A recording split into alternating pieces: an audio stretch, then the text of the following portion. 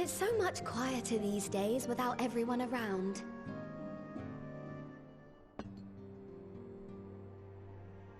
Not that I'm pining for your return, you understand. I have my sources, and I know that each and every one of you is doing well and keeping busy with your endeavors. Meanwhile, I'm left with a surplus of free time and the question of how to make the most of it. What about you? Any plans for the immediate future?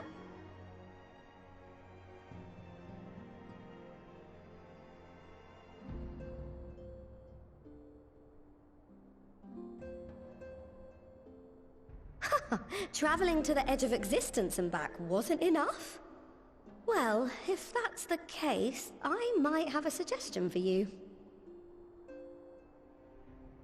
You've fought bravely and selflessly, helping those in need and saving our star from unimaginable threats.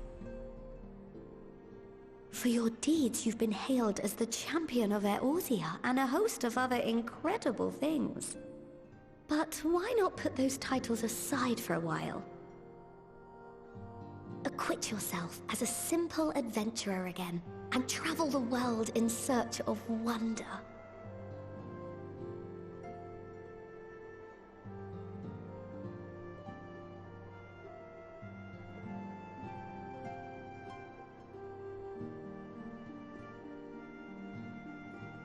If you're having trouble deciding, just leave it to me.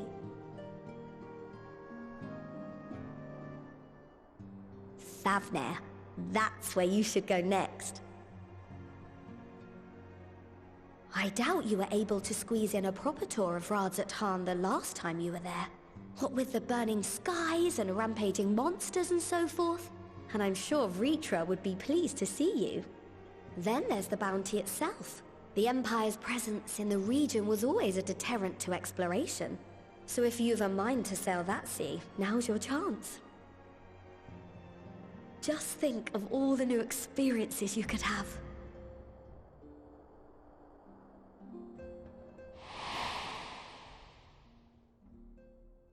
Tell me, have you been to the ruins beneath the waters of the Bounty? As the bearer of Azem's crystal, you may consider your duty to see at least that much.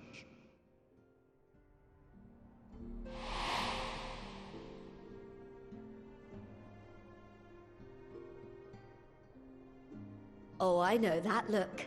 That's an adventurer ready to take on the world. In anticipation of an occasion like this, I was planning to gift you a new set of traveling clothes, but it's still a work in progress. Shouldn't take much longer now though, so sit tight and I'll have the last few bits sewn up before you can finish another cup of tea.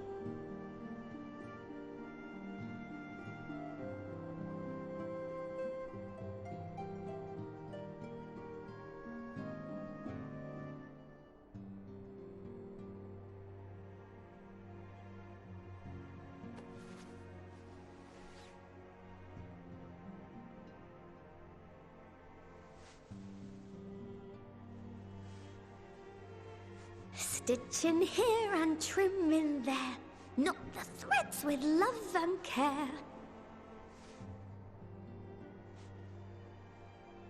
Just a little more to go. I'm sure you're still brimming with excitement. I am one with the needle. See how the fabric surrenders to my whims.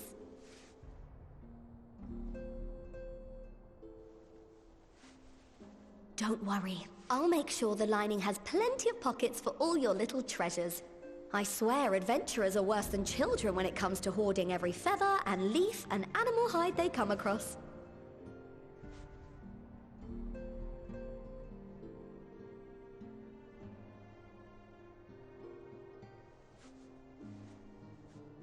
Oh, we mustn't forget the waterproofing. Gods forbid you forget to disrobe before plunging into the sea, or a river, or a piping hot bath.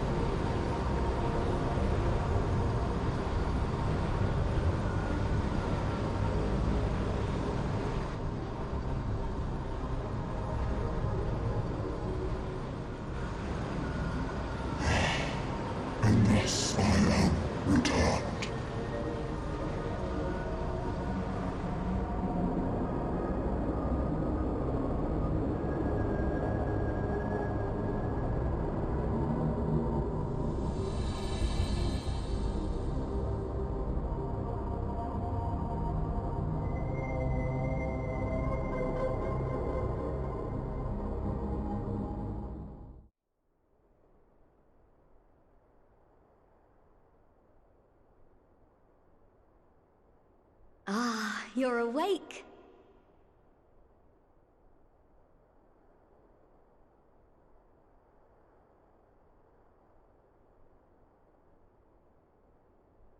My apologies. I do get a little carried away with my sewing.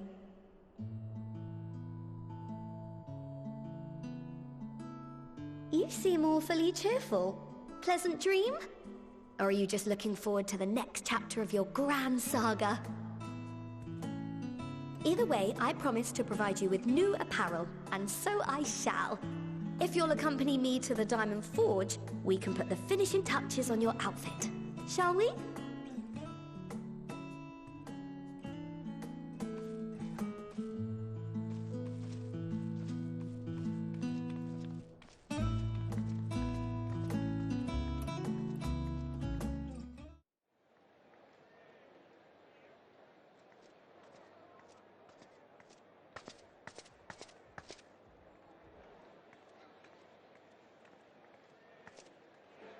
Please, Ashal, please! You must let me have that treasure map!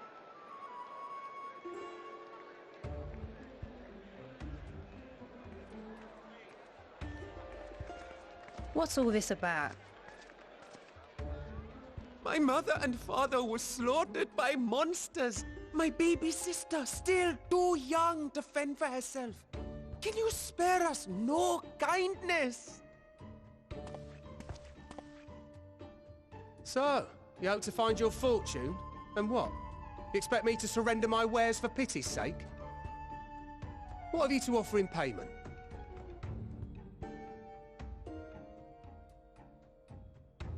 As I thought. Come back when you've more than rags to your name.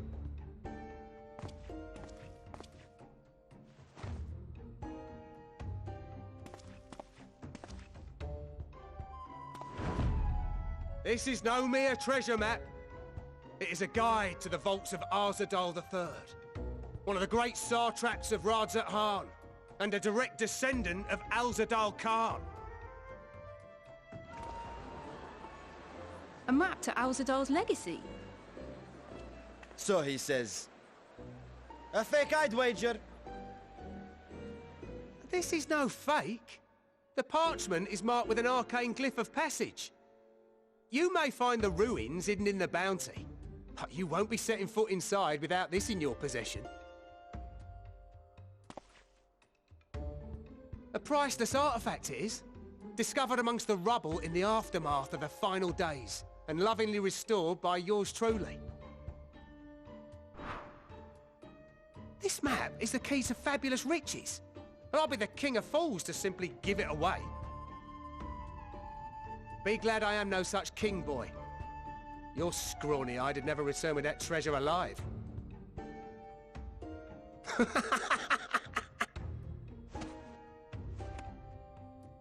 Oh, cruel fate!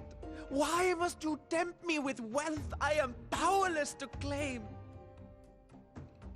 How I shall envy the one who purchases that precious map! Whatever they pay will be but pittance against the golden hoard they stand to uncover.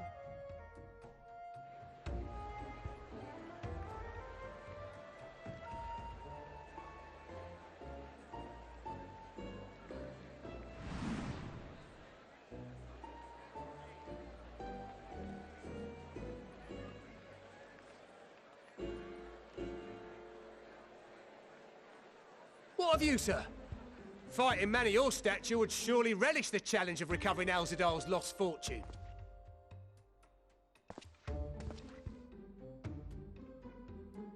A fortune, you say?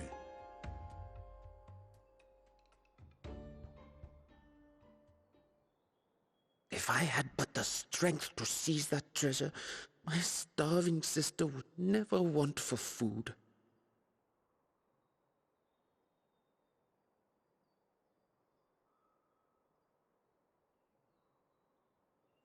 I'll take it. Will this cover the price?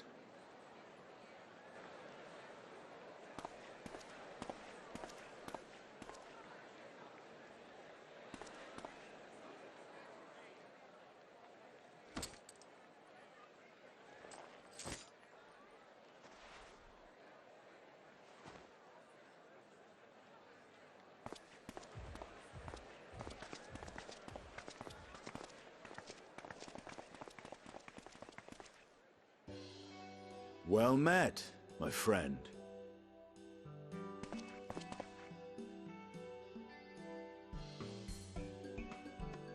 Someone is dressed for adventure.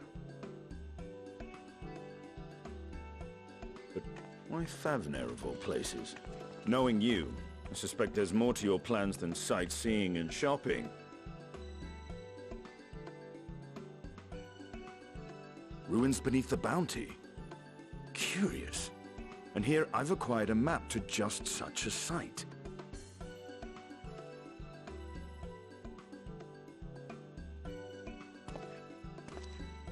With that sale, I do believe I've earned the rest of the day off. Thank you for your patronage, sir, but if you'll excuse me. You needn't mind us.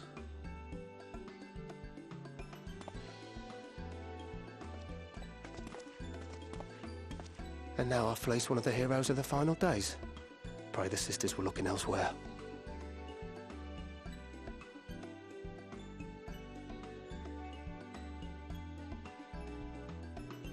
This map may or may not be genuine.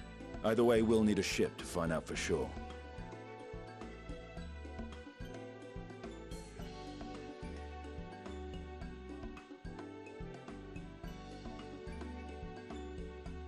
Lest you misunderstand, I seek the treasure not for myself.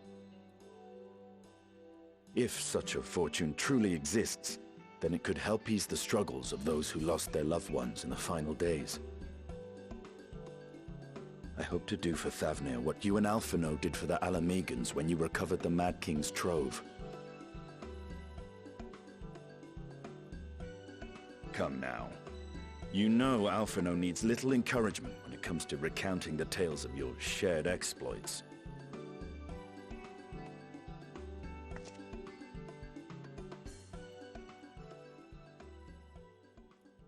Speaking of precocious lads, that boy in the bazaar was clearly an accomplice of the merchant. Suppose his role was to draw the attention of the crowd and add weight to the merchant's bold claims. Transparent act for the most part. It was not all mummery. The need to provide for his sister rang true enough.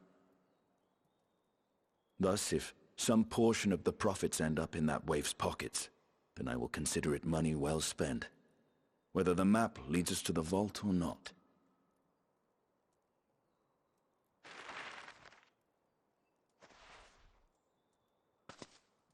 You are coming along, yes?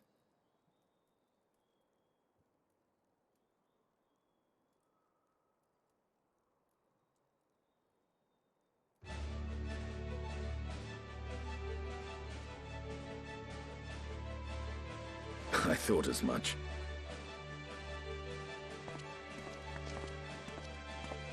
Now, let's see about securing a vessel.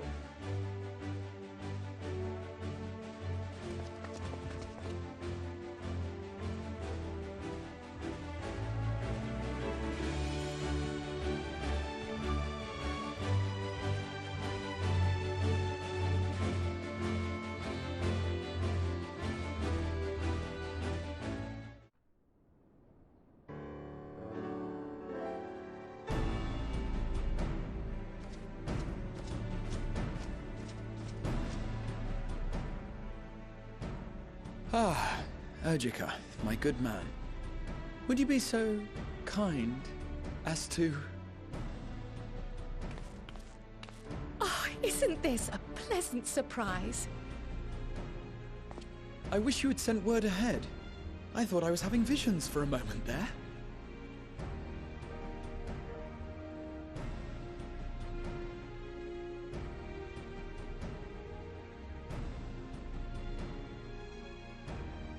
Slow and steady. Raha and I have been compiling old records of the students' activities. We were able to locate several accounts in the archives of Numenon, but the bulk of our documents was lost along with the Isle of Fowl.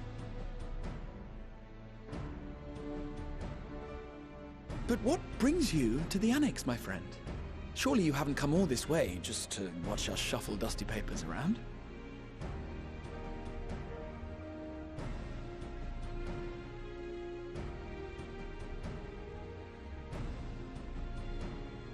The treasure vault of Alzadal III. And you're looking for companions to join you on this expedition? I would dearly love to accompany you, of course, but I'm afraid I'm committed to another task. On the subject of which, I had hoped to ask for your assistance.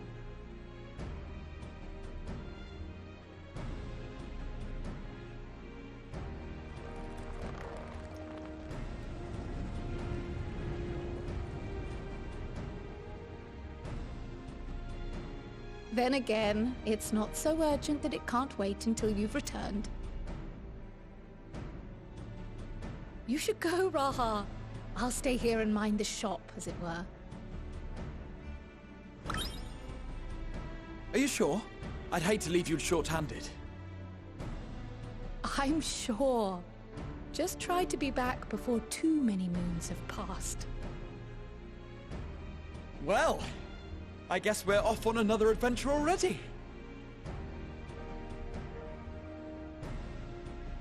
Have you asked anyone else to come along? Then might I suggest we invite your Stola?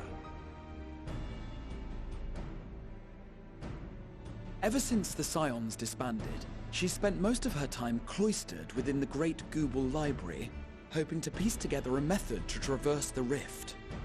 It would seem, however, that whatever wisdom she sought there was not to be found. She arrived in Sharlayan the other day. We spoke briefly before she began her search of Numenon. Considering what you've told us of Alzadal's extraordinary feats, I do believe your Stola would be more than interested to hear what you have to say.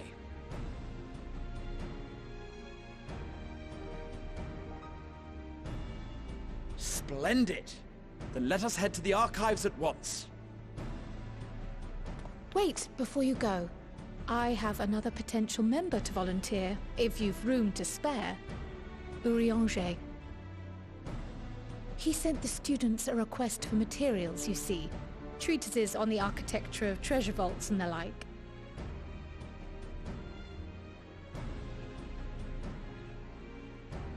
From what I can gather, the Loperites wish to build their own vault for the people of Atheris to explore, and are looking for inspiration to help make it a memorable experience. So, why not take Urianger with you? Let him study Alzadal's legacy firsthand. None can deny the benefit of seeing something with your own eyes. If our expedition leader has no objections, I say we extend Urianger an invitation once we've spoken with your Stola.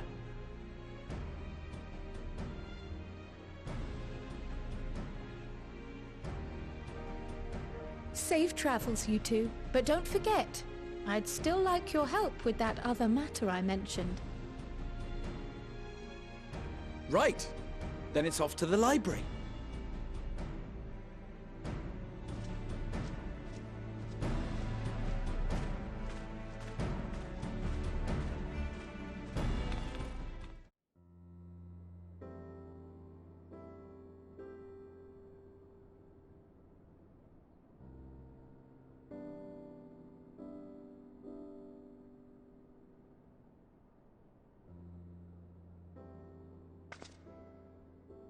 I've never known your Stola to doze off in the middle of research before.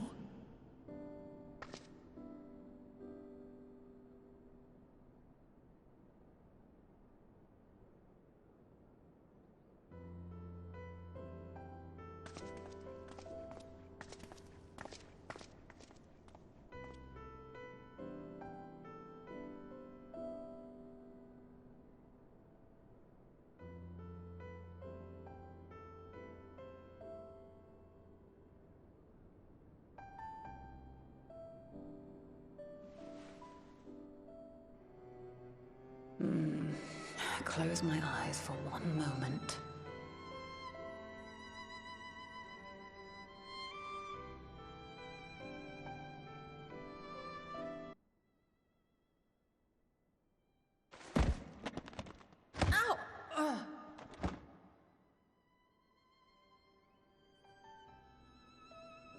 How long have you two been here?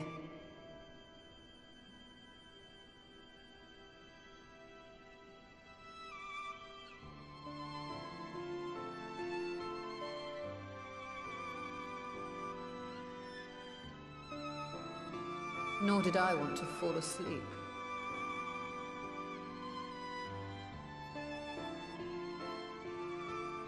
I must have been studying for 2-3 days straight before exhaustion finally claimed me.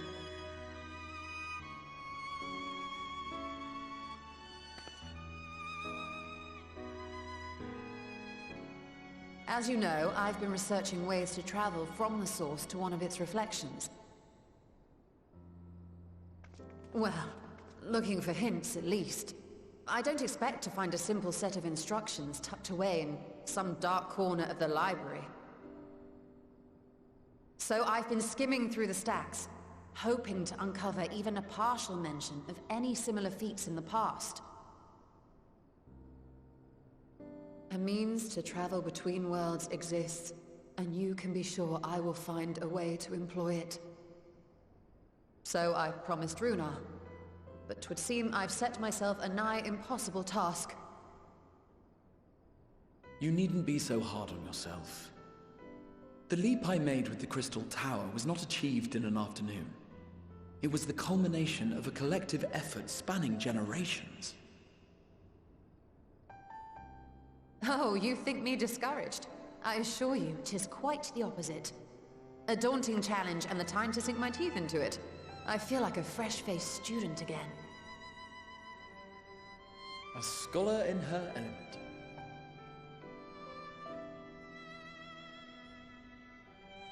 Indeed. Was there something else you wish to ask of me?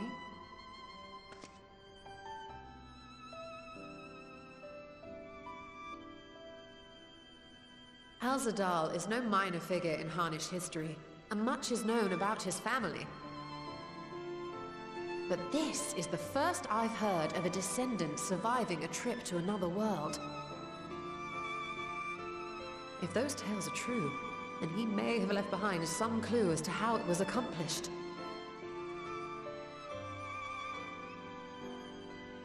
An invitation to delve into one of the world's lingering mysteries, as if I could refuse. And whence do we embark upon this expedition? Akyali, by ship. But before that, we thought to extend an invitation to Urianger as well. He was in Thalmazane, last we heard. Then by all means, let us recruit him, and be on our way.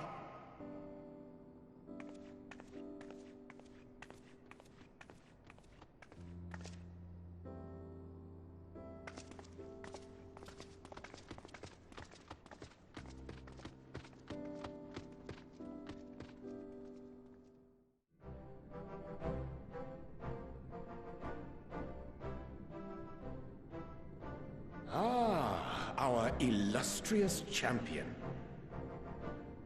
Cloaked in the mantle of the common explorer, fame set aside in thy pursuit of simple adventure. I am told a new expedition is in the offing.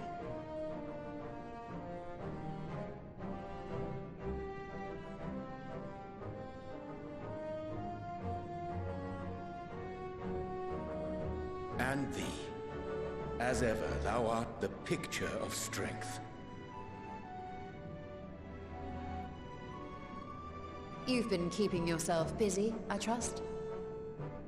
True to our plan, Thancred and I embarked upon a pilgrimage of sorts, with an eye for gauging the state of those lands through which we passed. Our travels were interrupted, however, by a request for aid from our befurred lunar allies. As you may recall, the Loperites had been seeking new purpose for the moon, another role through which it might serve to benefit mankind. The Forum hath been working to advise them in this endeavor, but I return to offer mine own counsel. And this has what to do with treasure vaults, exactly? Ah, you have learned of my predicament from Mistress Kryl. I know not whence they acquired such knowledge, but the Loporrits now stand convinced that adventurers delight in treasure hunts.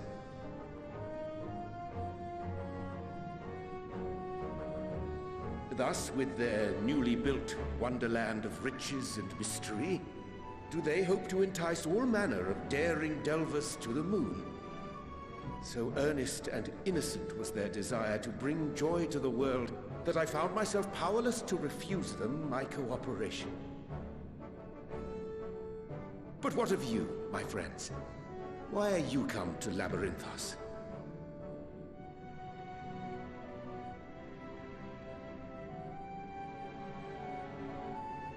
Fascinating.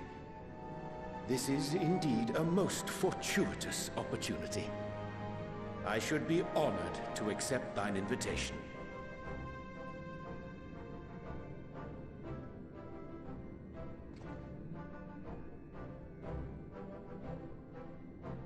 How long hath it been, I wonder, when last our actions were not impelled by fate or desperation? Aye. Though I cherish the Scion's accomplishments, 'tis pleasant to not have the weight of the world upon our shoulders for a change. Counting Estinian, we number 5 now, yes? Without knowing what traps or perils await unwary feet, we may be wise to refrain from recruiting others. I agree. Between us, we should have the skills to handle whatever situation may arise. Shall we be on our way? What, no time to spare a word for the grizzled old bard? All is well, I trust? A wasted trip, I'm afraid. I'd hoped to catch up with a former mentor while you parleyed with the rabbits, but it seems our paths were not to cross.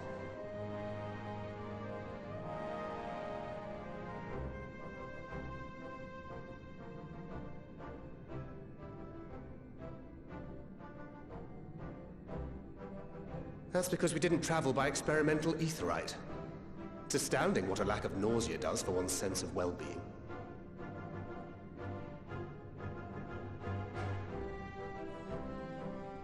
In any case, as we made our way around Ilzabard, we saw that much of the continent was in various stages of chaos. A certain amount of disorder is to be expected. The final days are over, and the people no longer have a common thread binding them together. That's the thing with these fledgling troubles, eh? You need to keep an eye out, lest they mature into full-grown headaches. So, for what reason have so many esteemed personages seemed fit to gather?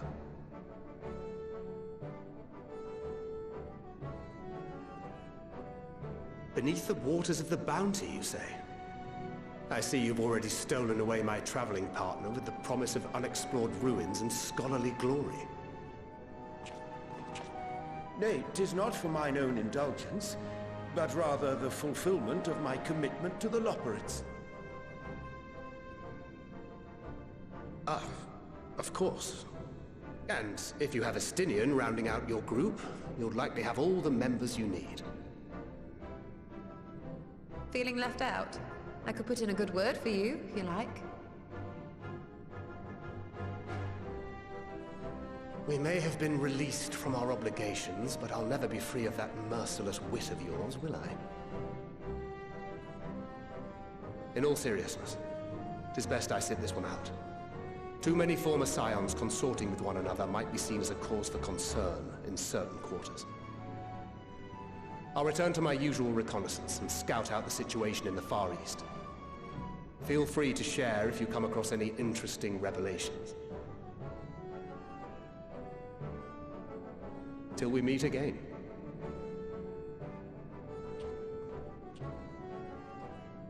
Shall we also hasten our departure?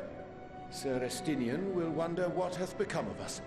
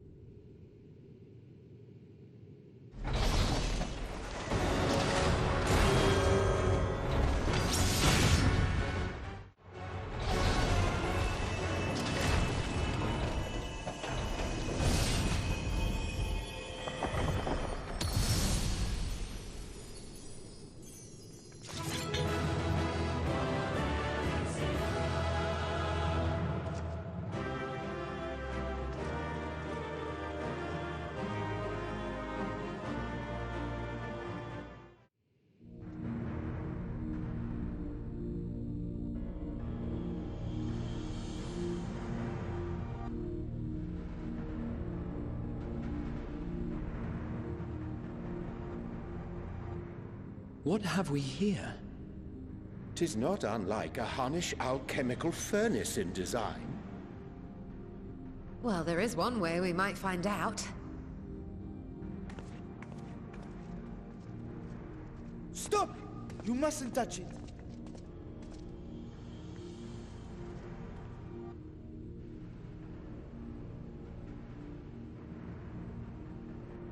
Vritra! Oh, my apologies. Should I continue calling you Varshan? You may address me as you wish. My nature is no longer a secret. Still, this is not a setting I imagined for our reunion. Surely you've not entered these ruins as common looters. Would that we could deny your accusations, but I fear you're not far from the truth. Great Vritra, might we beseech thee to explain the nature of this strange contrivance?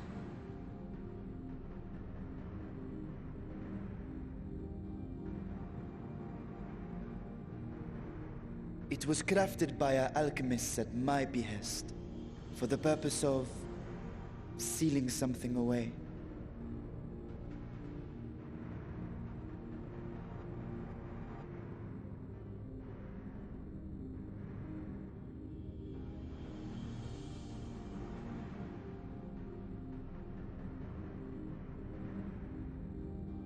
Perhaps I should simply show you.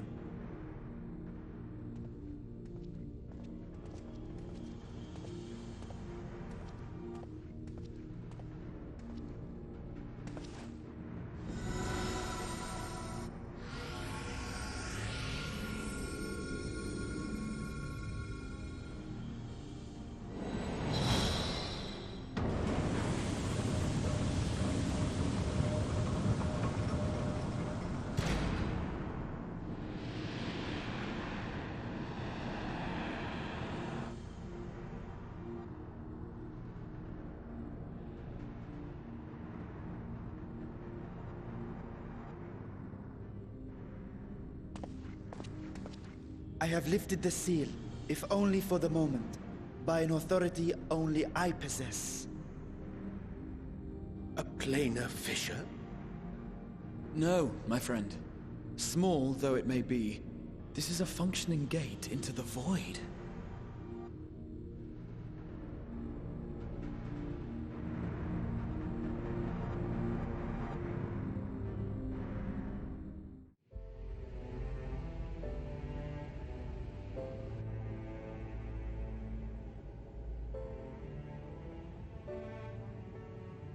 I must admit, I am deathly curious to know how a void gate came to be hidden in the depths of these ruins.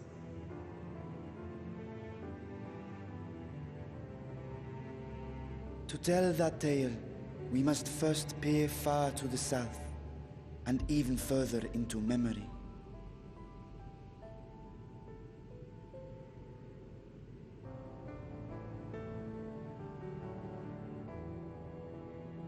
An age 5 millennia past, when the Algan Empire sent an invading force to the shores of Meracidia, the southern people rallied around the commanding figures of Bahamut and Tiamat, and fought fiercely to repel the would-be conquerors.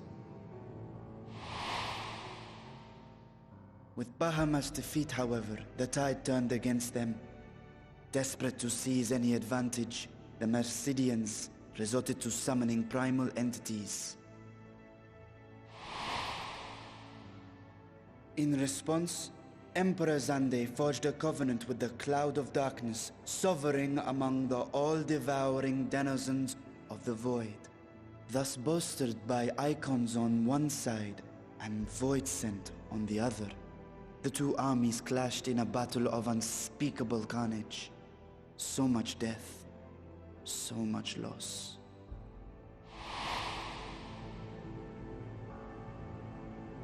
I consider myself well-versed in that period of history, yet you speak as one who witnessed it happen. Indeed, I did. I heard Tiamat's roar of defiance and sped toward that war-torn land.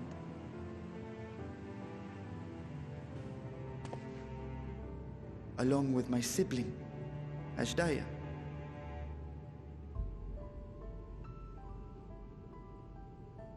We dragons are not male or female as men are wont to classify, but elder sister is the closest a mortal tongue can come to describing what she meant to me. I was the last of our brood to hatch, and Ashdaya cared for me where my sire could not. Thus I was with her when Tiamat roared. I was with her when she journeyed south, and I was with her when she fought against the Void-sent hordes.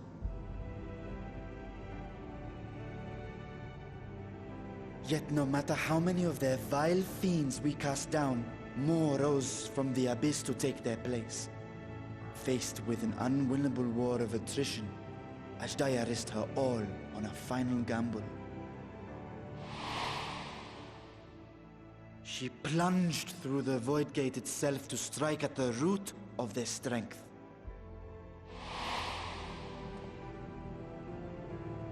I tried to follow in her wake, determined to lend what aid I could. But even as I came upon Alag's glittering tower, I saw the rift close behind her. And Ashdaya has been lost to us ever since. I find I must retract my earlier claim of historical knowledge. Nowhere in the Crystal Tower's archives did I see mention of such noble sacrifice. That does not surprise me. To Allagan eyes, it must have seemed as if a lone dragon, driven to madness, simply dove through the gate and did not return. For my part, I spent long years searching for the means to reunite with Ashdaya. Until I could search no more. Until Allag was dust, and the arts to open a void gate large enough to accommodate a dragon forever lost. Yet you have the beginnings of a gate right here, under the control of a harnessed device. My discovery came before Radzat was founded. Though I scoured the lands for a method to cross the rift, it was beneath the sea that I chanced to find a natural planar fissure. It was, however, far too narrow to admit a worm's bulk. Only after our city rose upon the rock, and I could enlist the aid of our talented alchemists, did matters take a favorable turn. Their dedication was beyond reproach. Tirelessly they worked to expand the fissure, and after decades of toil, it finally grew to a size that a child might pass through.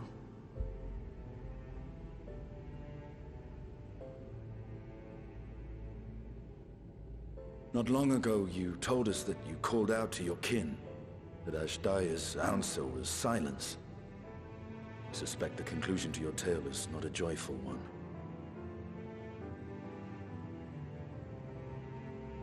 With hope in my heart, I used a simulacrum to cross the threshold. But no, I did not find her. What I found was a host of Void-sent, clamoring around the opening they had sensed. 'Twas but a moment, but enough. I had no choice but to retreat and allow the portal to contract once more. The gate was a threat to your people. You had to decide between endangering Razat and abandoning your sister. And you chose the latter. 'Twas not that thy siblings scorned thy call.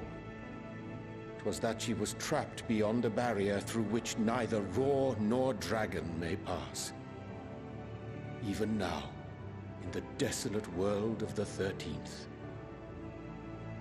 I can scarce imagine your pain, yet it was wise not to linger in that place. Too long a sojourn, and even a being of your power risks being warped into a creature of the void. You've seen this phenomenon before, when we stepped into the darkness.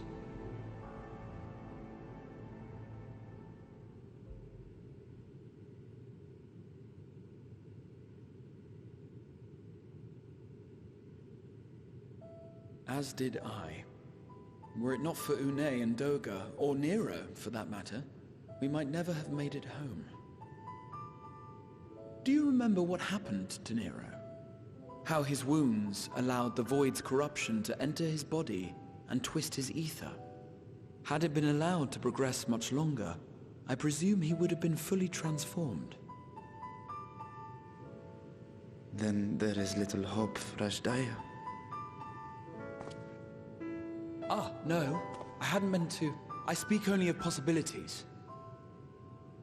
The scales of the First Brood are extraordinarily resistant to ethereal fluctuations.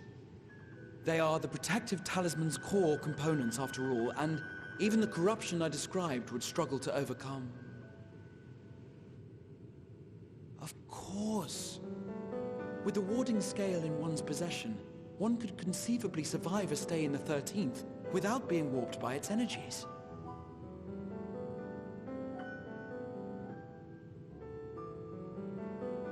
Be that as it may, it is too late to rescue my sister. 5,000 years too late.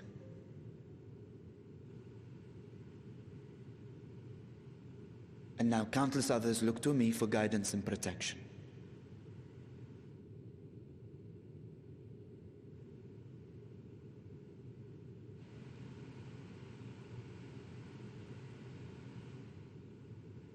So when I sensed intruders in the ruins, I came only to ensure that the gate remained closed.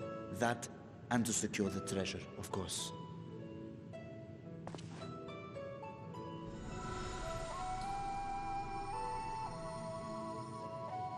I wish only to forget the rest.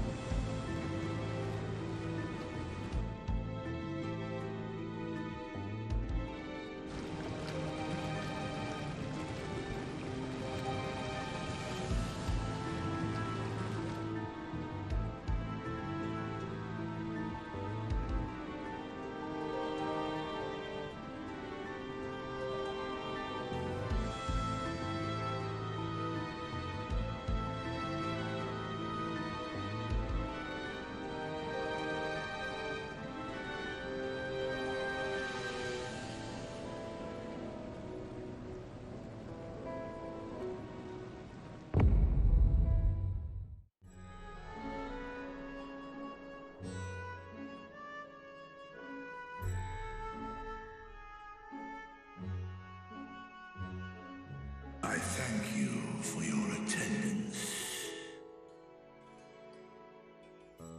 The riches the Radiant Host have retrieved were hoarded in Al-Zadal's name. A fortune I set aside for a future day of need.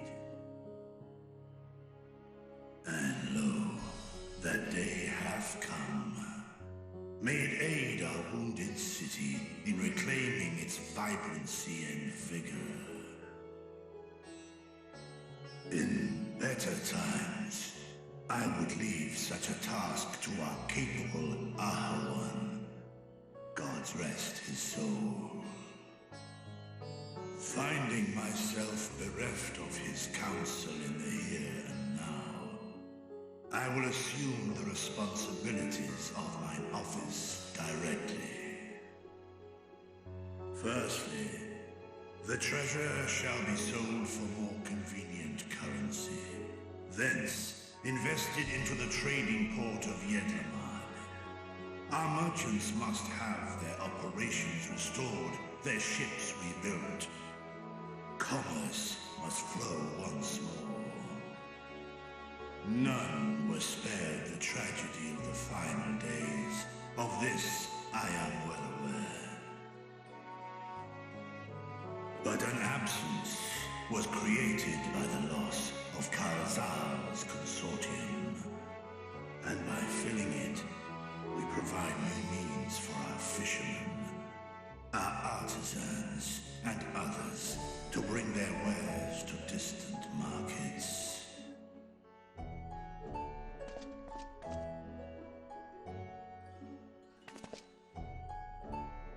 And what of the children who were left without family to care for them?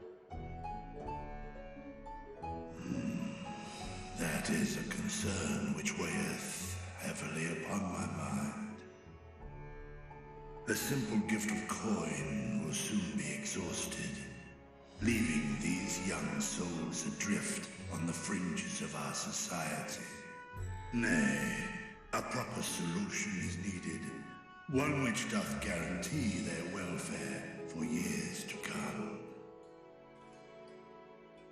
Thou hast surely seen how other nations rise to meet this challenge, adventurer.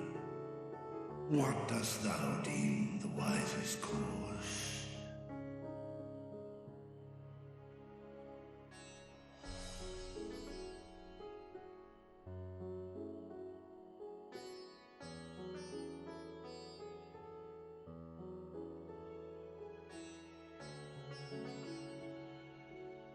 Of course, we can draw on trading profits to build a new institution.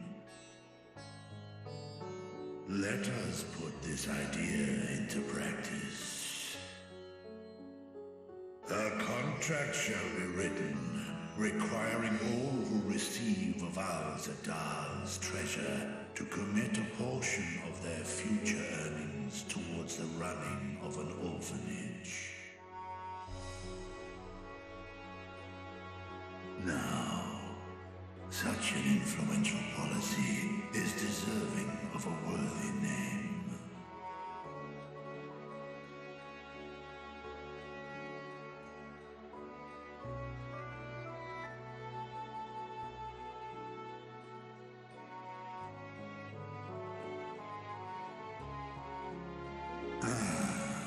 A fitting candidate.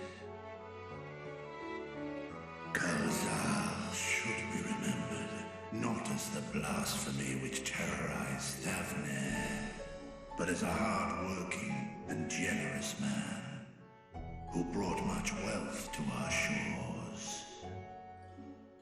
Do any among you object to this proposition?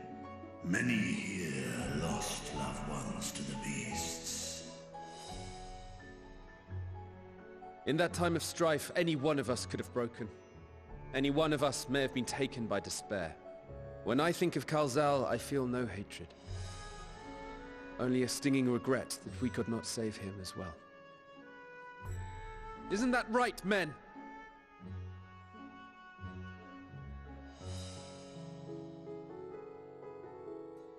This bodes well for that boy. Murad, was it? Perhaps he can cut ties with that shady peddler. Then let it be done. Henceforth, this initiative shall be known as the Kalzal Foundation. Nabdeen, thou art to assemble a patrol and ensure that no child in this city liveth in squalor.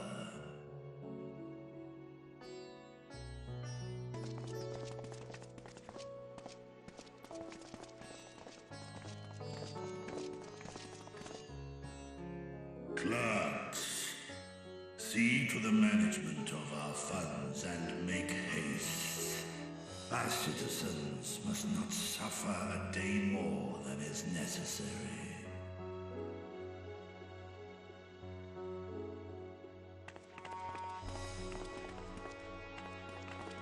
Dragon and man, side by side in pursuit of a brighter morrow. Reminded of Ishgard.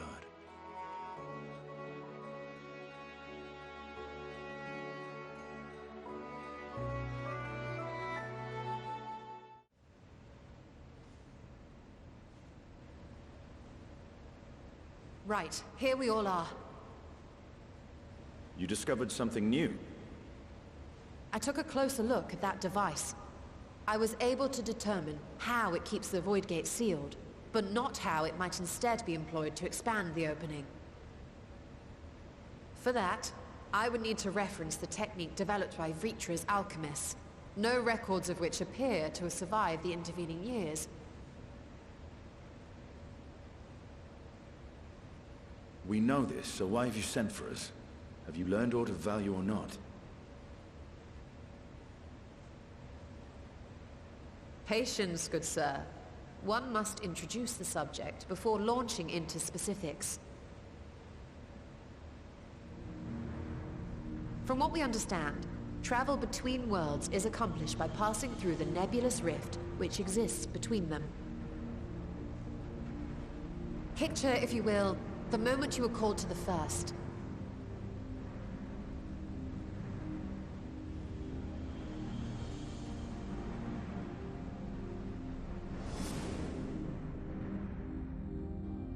You touched a focus of some kind to help the Exarch pinpoint your location. His summoning spell then channeled the energies of the Crystal Tower to begin your journey to his world.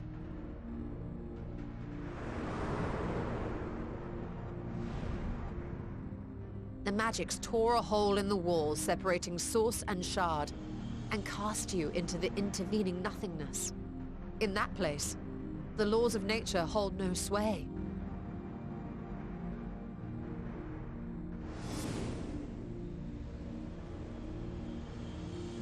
Yet even through this realm of temporal and spatial instability, you were borne safely to your destination in the first. The feat that guided you across such an unimaginable distance, both physical and metaphorical, was nothing short of a miracle.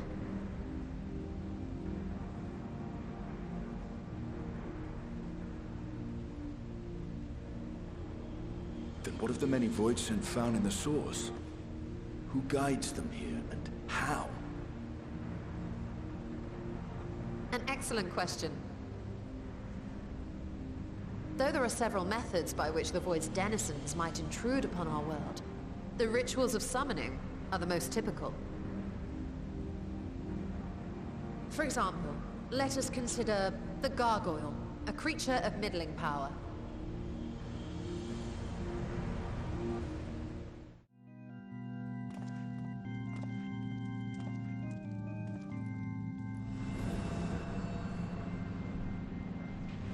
To call upon such an entity, the prospective summoner must force open a void gate.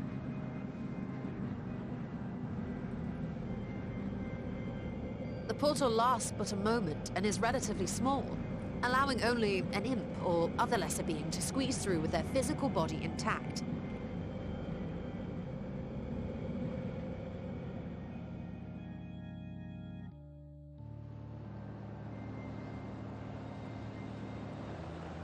Our more powerful gargoyle, however, is too large for that. Creating a gate big enough for him would require vast amounts of energy, far beyond the reserves of any one mortal practitioner.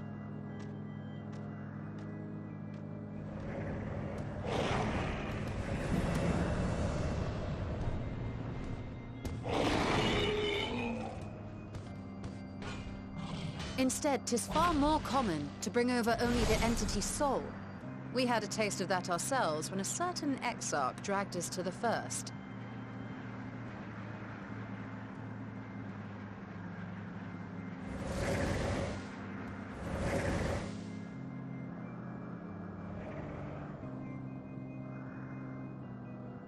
And just as our bodies remained in our world, the Void Sense physical form is left behind in the 13th.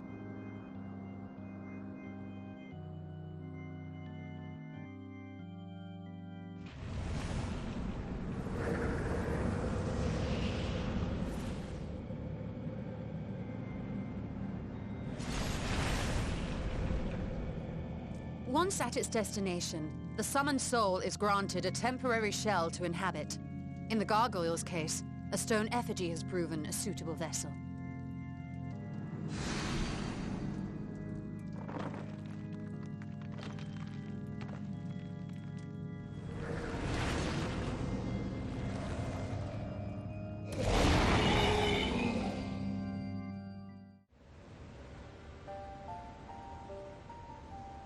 Wait. You said that Voidsent must be called here deliberately by someone in the source, reeled in like a fisherman with his catch. Exactly. For a being to navigate the chaos of the rift, with or without form, there must needs be a guiding agent on the other side.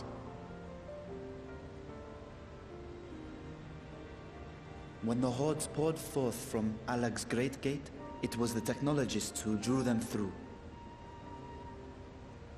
Though to my knowledge, planar fissures are in essence natural passages between our world and the void, which require no such guidance to traverse. Why is only the boundary between the source and the 13th so fragile? So much so that it often tears open of its own accord. I believe solving that mystery is key to understanding travel between the source and its reflections. And how do you intend to get your answers? No. The danger is too great.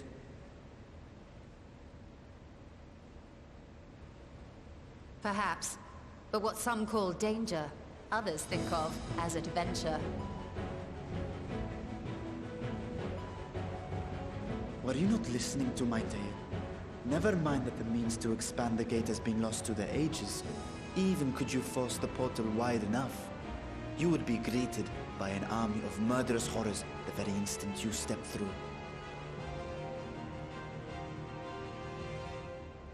I assure you I was most attentive. And I agree that to go alone would be certain death.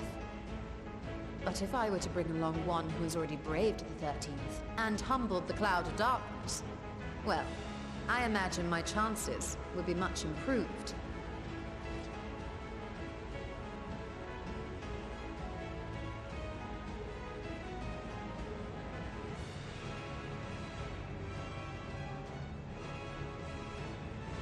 I had a feeling you might say that.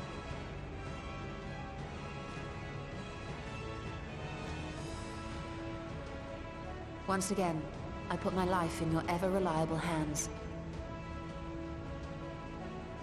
That said, as much as I would like to march straight back to the Void Gate, there is the small matter of being unable to open it without the Satrap's personal authority.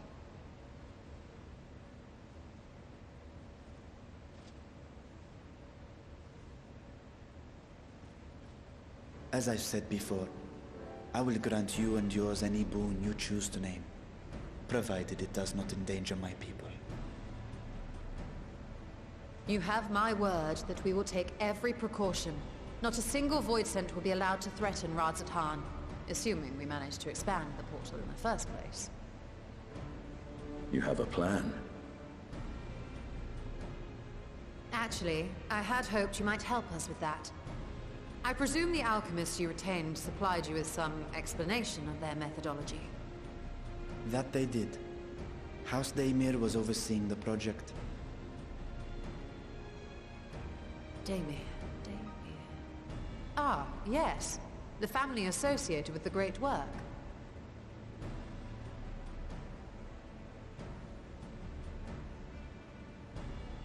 I did not fully comprehend the theory, But their research began with a void scent which had slipped through the fissure. After a thorough examination, they created an arcane simulacrum possessed of similar qualities. A man-made void scent, if you will. It was apparently indispensable in their efforts to enlarge the gate. A man-made void scent?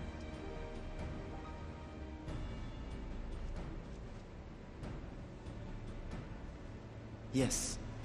Being great admirers of the Archons, House Daemir submitted detailed notes to Charlene's official committee.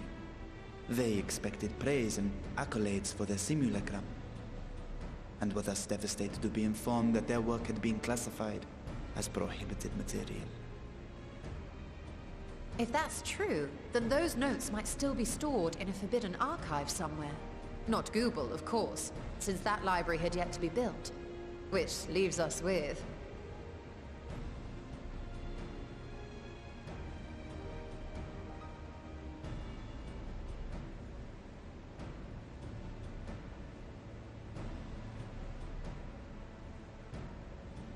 Yes, it may very well hold a copy. In which case, I say we head directly to Charlene.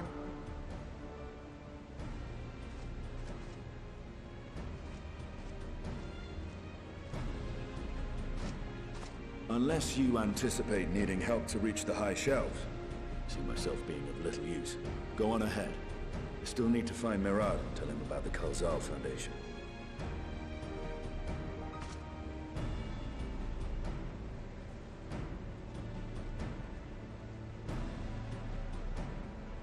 Let us be on our way as well.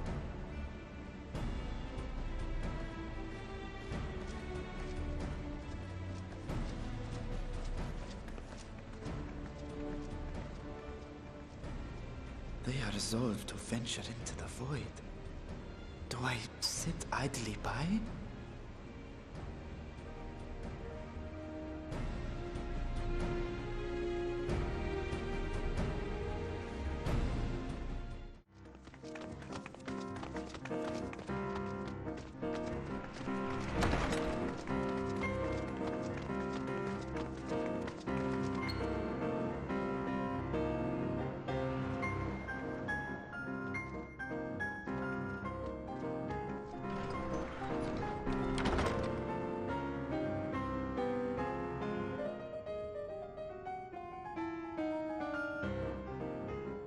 If House Daemir's notes are to be found anywhere, it will be here. Let us begin.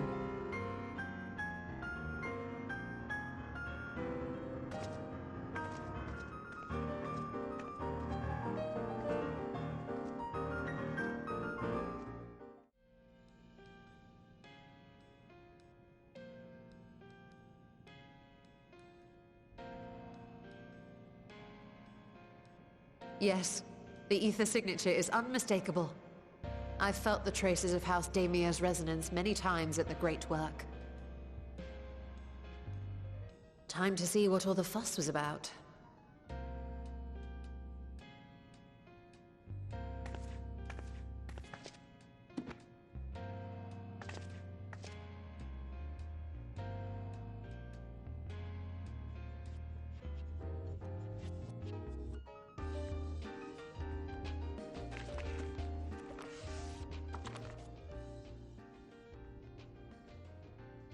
Among the ranks of the Voidsent, there exist entities with the power to call forth their brethren from beyond. The species known as Atomos, however, is uniquely prodigious in this regard. From its distended maw, it can expel an endless procession of void-born creatures, a talent which sorely tested the Radiant Host in its battles against these abominations.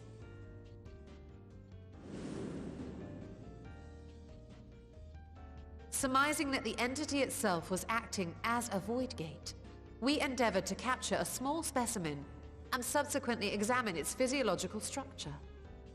Our findings revealed that the Atomos had absorbed a planar fissure into its own flesh, which it could expand at will into a functioning gate.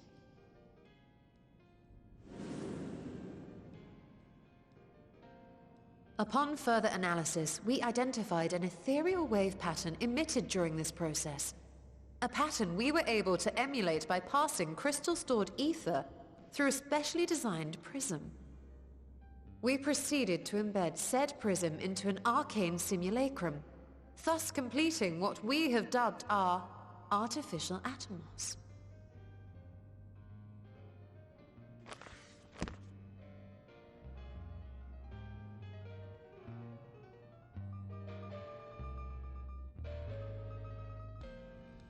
How could I have been so blind to the possibilities?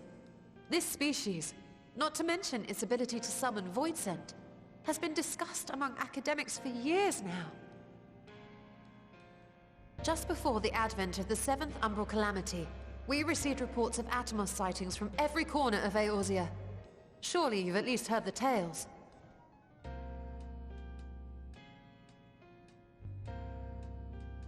And still, House Daemir went and built a mock Atomos of their very own. I'm not surprised the Archons consigned their work to a restricted archive. It was no easy task, but at last we've unearthed the volume we've been searching for.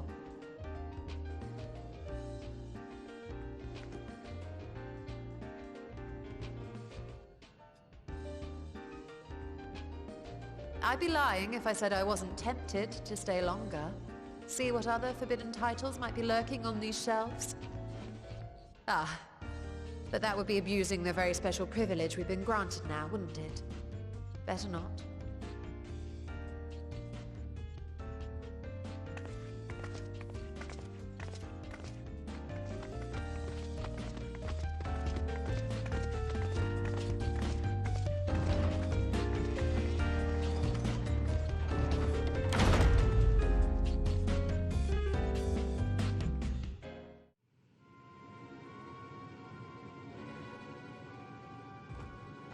The ruins alone were impressive enough, but I never dreamed such a treasure lay hidden in the depths of the bounty. It may have been helpful to know this device existed, Your Excellency. My apologies. The gate was a secret I shared with none but my closest advisors. I feared for what might happen should those with ill intentions learn of its existence.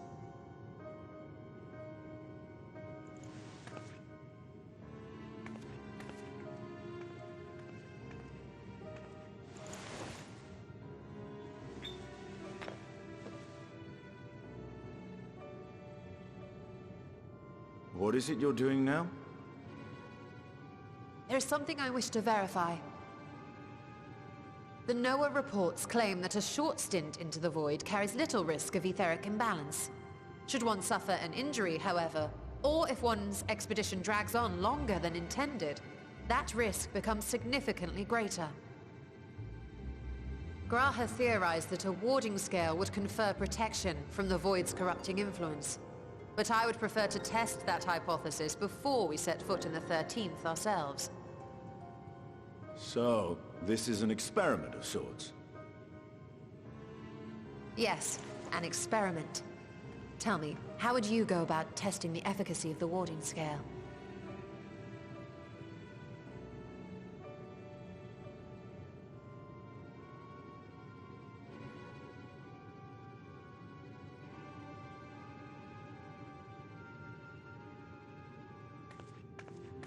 Very good.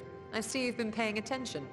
As Vritra sent his simulacrum, so too shall we rely on a familiar to bear the brunt of any unpleasant consequences.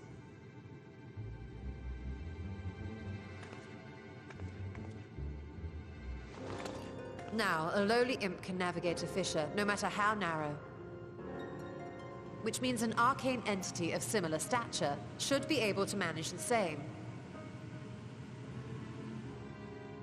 I hadn't wanted it to come to this, but no other familiars will do, I'm afraid.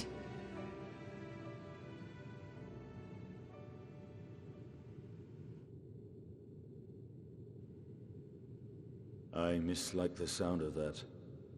What manner of fiend does she mean to summon? From ocean rise and cloudbank form, From mountain spring and rainfall storm. From river flow and life be born.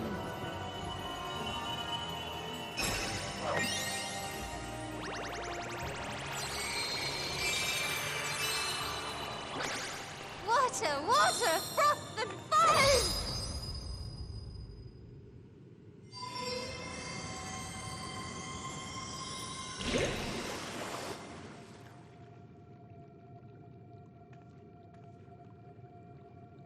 Ready your arms. I fear she's been possessed. Oh, come now. That was adorable.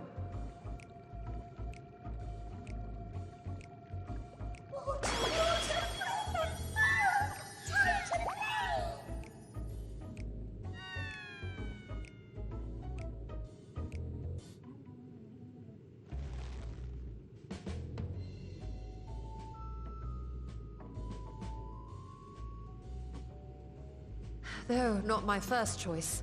These familiars I conceived of as a child have the best chance of fitting through the gate. I only wish my younger self had considered a more dignified ending to the creation ritual.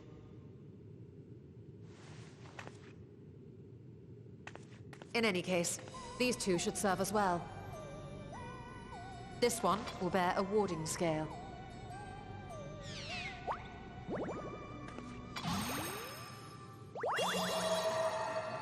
And when they return from the 13th, we can observe how the talisman, or absence thereof, has affected the progress of the Void's corruption. If I could impose upon you to open the gate. Your Excellency? Ah, yes, of course. We should also be wary of Void scent slipping through while we conduct our experiment. Estinian, you are to keep Nadana safe from harm. As you say. You had best be on your guard as well.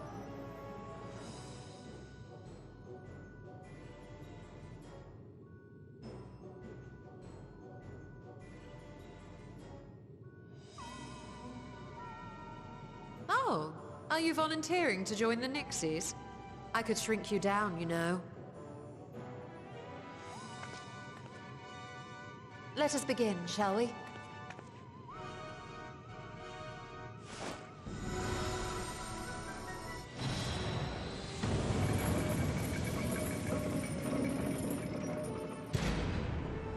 Nixies, into the void.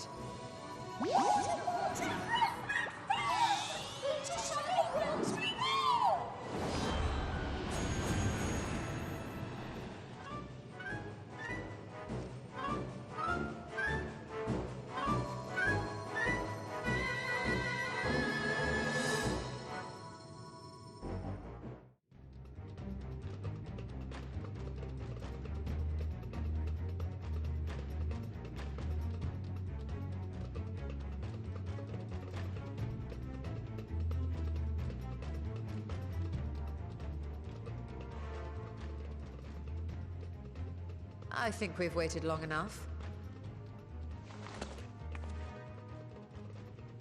Nixies, return to my side!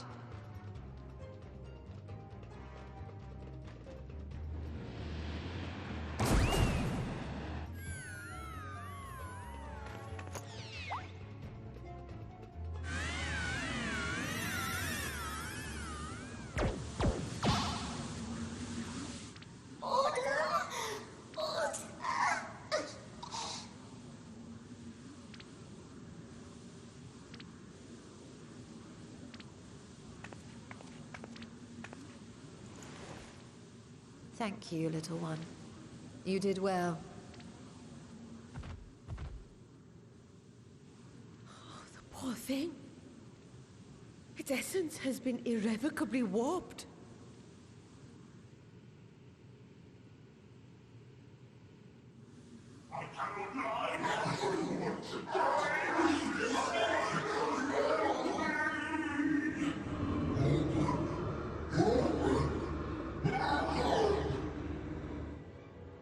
We're out of time!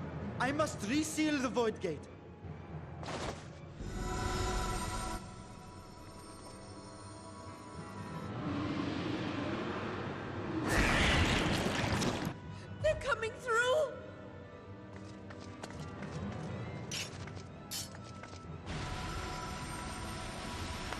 the name of Alzadal III, I bar this door unto the void!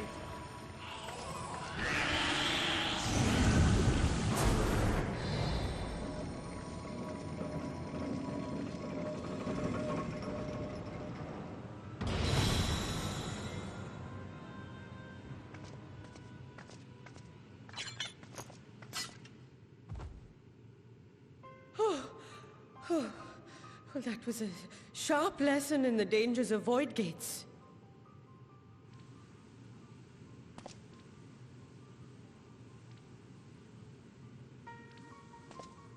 And what of our experiment? I'd say the results speak for themselves.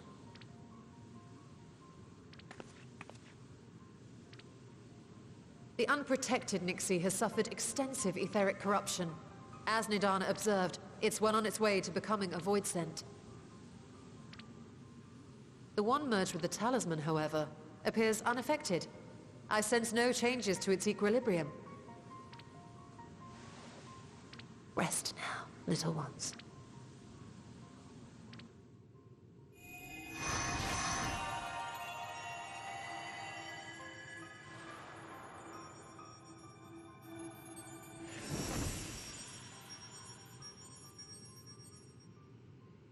Graha's theory was correct, then.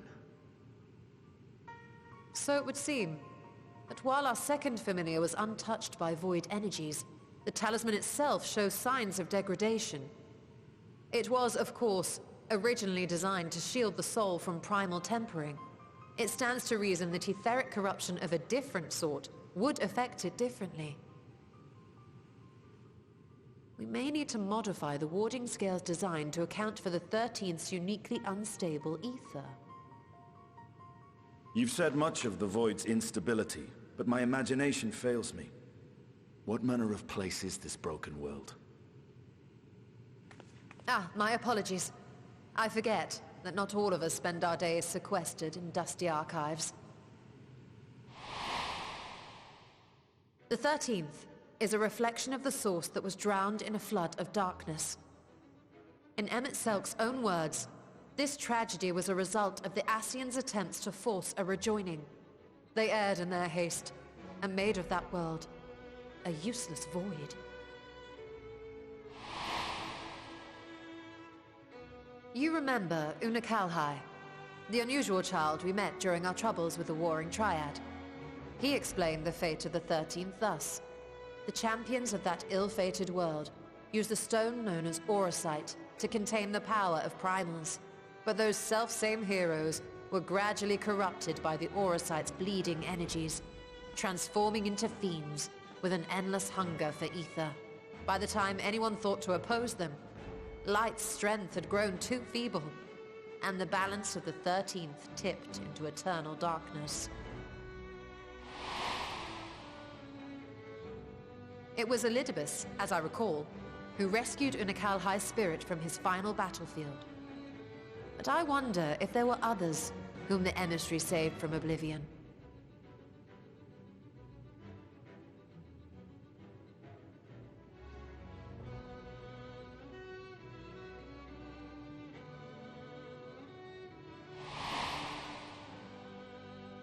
The server, Ciela, wasn't it? And you say she was another of Elidibus's pawns?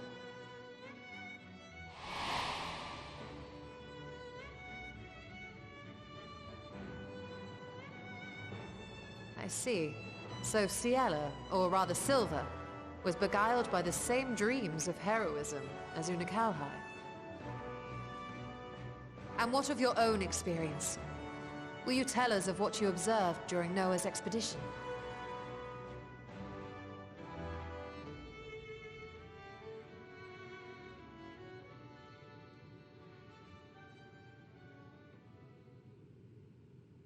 I can picture it now.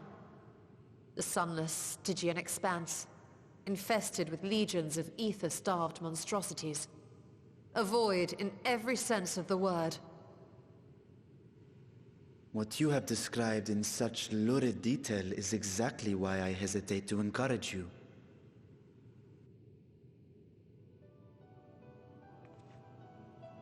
Worry not, great Vritra. Our journey into the 13th is but the first leg of a longer voyage. A voyage that shall lead us to other reflections, to new mysteries and discoveries. And I mean to be there every step of the way.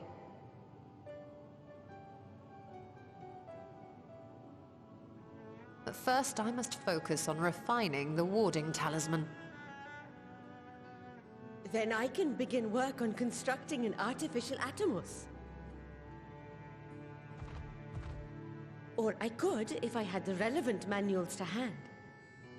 Might I be so bold as to request access to the Satrap's family archives?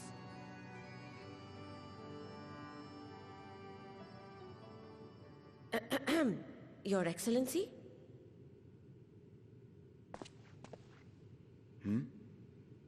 Oh, yes. That can be arranged. I will speak to my officials upon our return.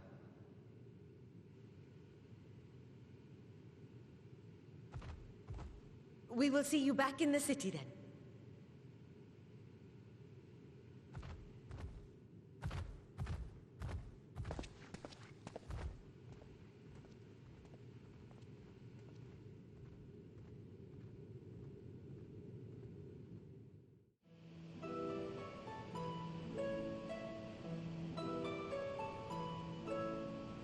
Ah, Estola!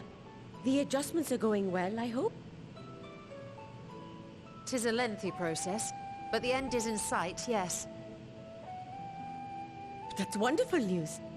I myself had some good fortune searching through the Satrap's private records. What I found was a transaction log dated around the same period as when Alzadal's legacy was built. It included a purchase list of highly exclusive alchemical components. And I knew I'd discovered the key to making the artificial Atomos. I then visited the High Crucible to commission the materials. After I'd explained my requirements, I was beset by volunteers insisting I allow them to help with the entire project. The usual reaction to someone forcing open a void gate is to run for the hills. Harnish academics certainly are a different breed. The alchemists of old were cut from a similar cloth. The unknown held no fear for them. Indeed, they were ever eager to seek new knowledge, regardless of the danger. And were you not also fearless, heedless even, in your determination?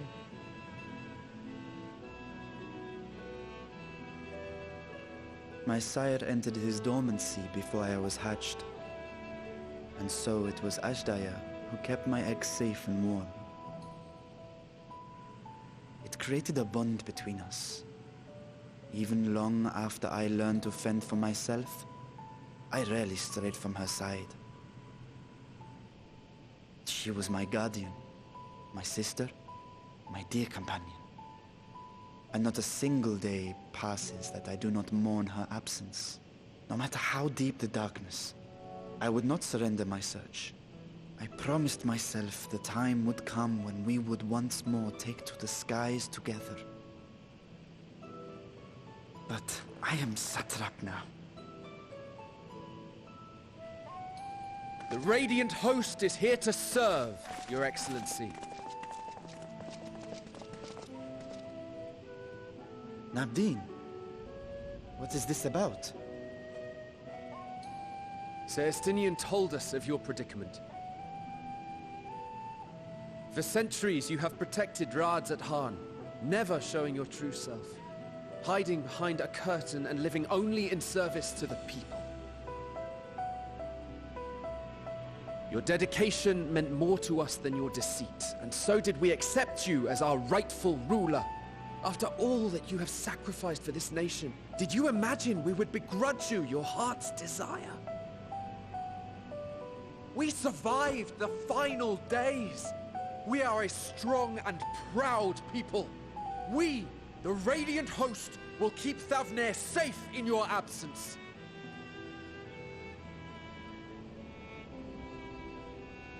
I am grateful for your loyalty and for your encouragement. And yet... Now you listen to me, Varshan.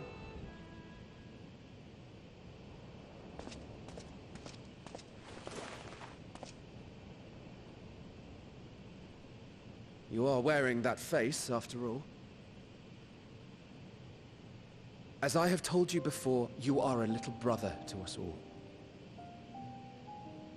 And if you are family, then so too is your sister. We are there for you if you need us. But do not ask us to sit by and watch while you abandon a sibling you have ached to rescue for millennia.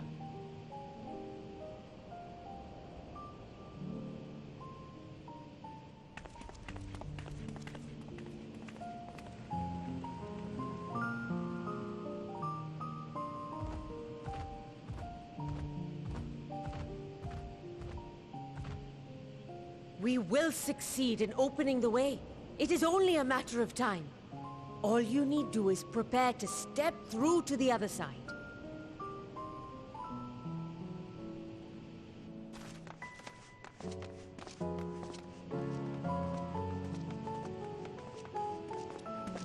Your Excellency, I wanted to thank you for building the orphanage. It means so much that my sister and I will have a place to be together, safe and happy.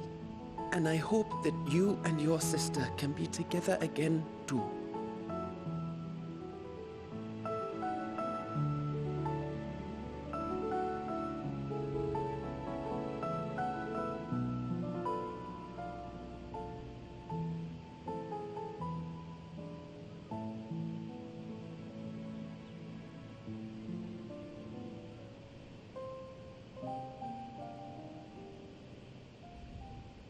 Take heart and protect them well.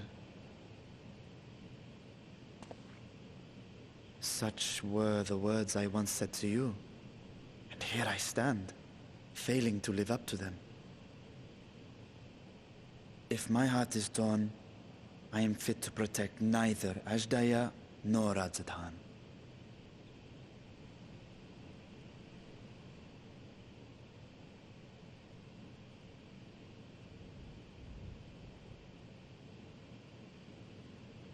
My people, I have come to a decision. Vashan will depart Thavne for a time. My dragon self will remain in the palace, but only to conduct the satrap's most essential duties. While I am focused on controlling this vessel, there may be matters that escape my attention. I rely on you, my trusted friends, to watch over one another until I return. Take care and fair fortune, little brother. Many tears would be shed should you come to harm. I would not dare make you cry.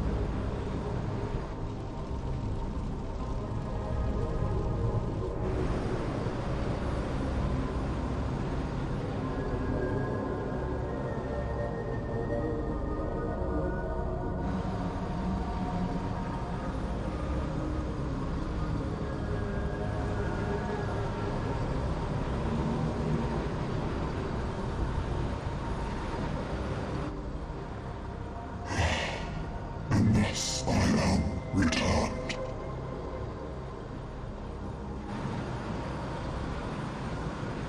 To this world, bereft of savours